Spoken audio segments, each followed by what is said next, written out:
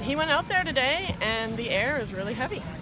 This horse runs quite well in heat. You know, he ran in Guadalajara and had to deal with all the altitude and everything, and I didn't feel him half as kind of just, what's the word, lethargic. You know, he didn't go out there, he was looking around and was very perky and jumped beautifully in the warm-up and moved when I said move, but he kind of got out there in a rhythm and was like, I'm good.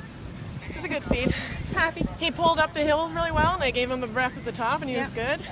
The downhills on the last quarter of the course, that's where I got him up to what his gallop usually is, just letting him roll down the hill. I didn't have to push him. But he got real tired towards the end of the course, and he hasn't done that.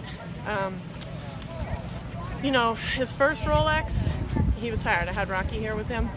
He was tired at the end of the course, and you got into prelim speed, and that was it. That's all you had. Today he would move on, but I couldn't.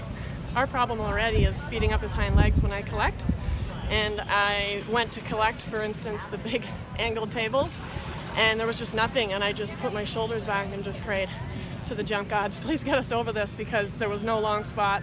The short spot meant that there was going to be no distance in between. He bellied all over it.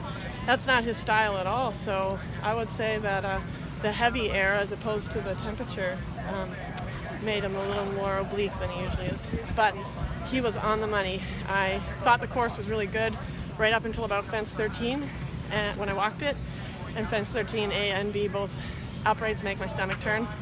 I'm super glad I'm not at badminton after looking at the course.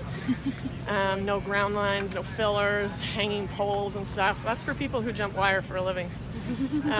So I had, because I was having trouble collecting him, I really had less canter. I had intended going in there in the 4 because he's a big guy and he likes that stride.